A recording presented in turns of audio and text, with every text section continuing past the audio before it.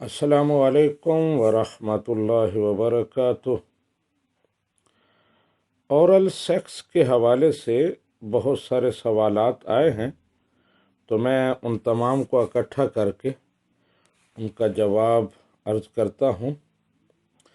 Oral sex کی جو definition بتائی گئی ہے وہ یہ کہ عورت مرد کی شرمگاہ کو اپنے منہ میں لے لیتی ہے،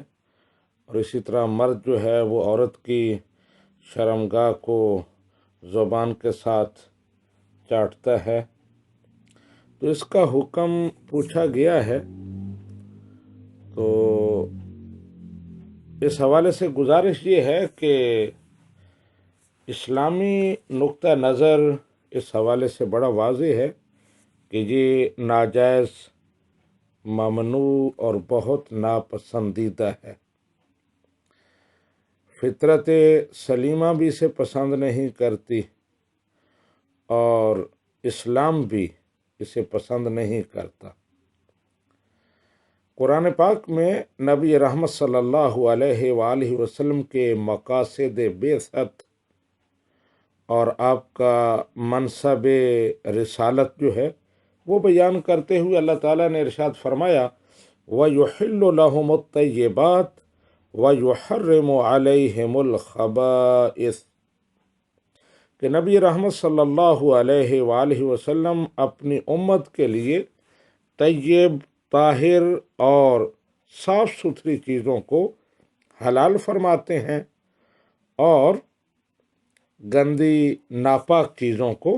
حرام فرماتے ہیں۔ اب خبائث کی تعریف کرتے ہوئے مفسرین نے لکھا ہے هو كل ما يستخبثه الطبع وتستقذره النفس، ہر وہ چیز جس کو طبیعت گندا سمجھتی ہو اور جس کو انسان کا مزاج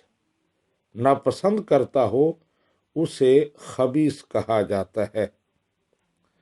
اب ظاہر ہے کہ کوئی بھی فطرت سلیمہ یہ پسند نہیں کرتی کہ شرمگاہ جہاں سے نجاست خارج ہوتی ہے اس کو منہ میں لے لے، اور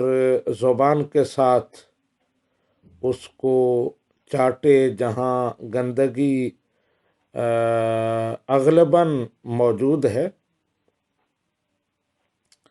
اور حدیث پاک میں ہے،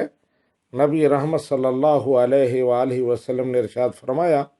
ابن ماجہ کی حدیث ہے، ان افواہکم طرق القرآن فتیبوہا بالسواک، تمہارے منہ یہ قرآن پڑھنے کا ذریعہ ہیں، ان سے قرآن پڑھا جاتا ہے،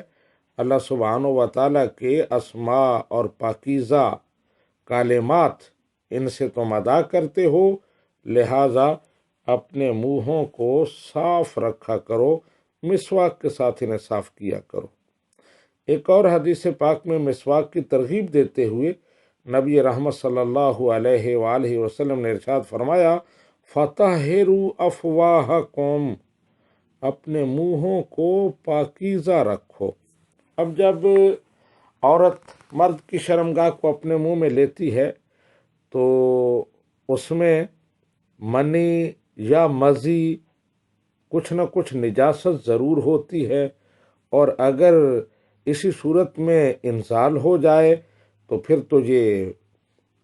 اور زیادہ خبیث ہوگا یہ عمل اور حرام ہوگا۔ اسی طرح مرد جب عورت کی شرمگاہ کو چاٹتا ہے یا اس کے اندر اپنی زبان ڈالتا ہے تو ظاہر ہے وہ بھی نجاست آلودہ ہوتی ہے، تو نجاست کو چاٹنا اور اس کو منہ میں لینا یہ بہرحال حرام ہے،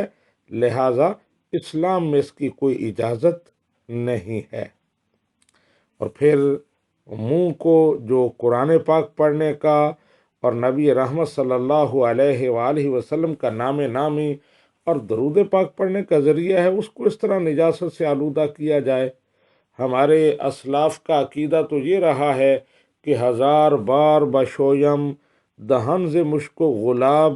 ہنوز نامے تو گفتن کمال بے ادبی است، کہ اگر 1000 بار مشک و غلاب کے ساتھ میں اپنے منہ کو دھو لوں تو پھر بھی آپ کا نام لینا بے ادبی ہے، تو ہم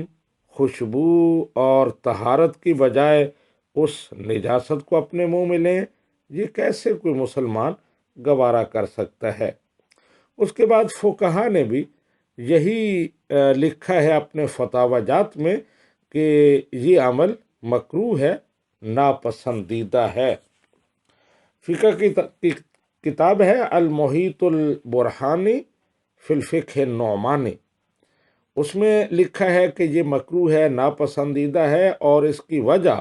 علت وہی لکھی ہے جو ابھی حدیث پاک میں بیان ہوئی ہے۔ کہتے ہیں لِأَنَّهُ مَوْضِعُ قِرَاءَةِ الْقُرْآنِ فَلَا يَلِيقُ بِهِ إِدْخَالُ الذَّكَرِ فِيهِ، کیونکہ یہ قرآن پڑھنے کا مقام ہے، لہٰذا ذکر کو یعنی مرد کے آلہ کو عورت کے منہ میں داخل کرنا اور مرد کا عورت کی شرمگاہ پر اپنے زبان کو رکھنا یہ کسی صورت میں بھی مناسب نہیں ہے۔ اور فقہ کی ایک اور بڑی مشہور کتاب ہے الفقہ الاسلامی و ادلتہ، اس میں ہے وضع الذکر فی فم المرأة ونحوها مما جاءنا من شذوذ الغربیین فیکون ذلک حراما لثبوت ضررہ وقبحہ شرعا و ذوقا۔ کہتے ہیں کہ مرد کا اپنے ذکر کو عورت کے منہ میں داخل کرنا، جیسے آج کل اہل مغرب کے بارے میں سنتے ہیں، تو یہ حرام ہوگا، اس لیے کہ اس کے نقصانات وہ بھی متحقق ہیں، اور نہ شریعت اسے پسند کرتی ہے اور نہ ذوق سلیم اور فطرت سلیمہ اسے پسند کرتی ہے۔ تو یہاں الفقہ الاسلامی میں اسے حرام لکھا گیا ہے۔ اس کے علاوہ ماڈرن ریسرچ اور طبی تحقیق جو ہے وہ یہ بھی بتا رہی ہے کہ اس سے منہ میں کئی قسم کی بیماریاں پیدا ہو جاتی ہیں، تو اس لحاظ سے بھی یہ ممنوع ہی ہونا چاہیے۔ بعض ماڈرن قسم کے جو لوگ ہیں انہوں نے کچھ کمزور دلائل سے اسلام میں اسے جائز ثابت کرنے کی کوشش کی ہے، لیکن ان کے استدلال ٹھیک نہیں ہیں، اور اگر ان کو ایک لمحہ کے لیے مان بھی لیا جائے تو اصول یہ ہے کہ جب حلت اور حرمت مد مقابل آ جائیں، ایک قول حلت کا ہو دوسرا حرمت کا، تو پھر حرمت والے کو ترجیح دی جاتی ہے۔ اسی طرح جواز اور عدم جواز میں عدم جواز کو ترجیح دی جاتی ہے، لہٰذا ان براہین اور ان دلائل کی بنیاد پر اسلامی حکم اس کا یہ ہے کہ یہ ممنوع ہے، ناجائز ہے، ناپسندیدہ اور مکروہ ہے، اور بعض صورتوں میں حرام ہے، لہٰذا اسے قطعی طور پر پرہیز کرنا چاہیے۔ ھذا ما عندی واللہ ورسولہ اعلم بالصواب۔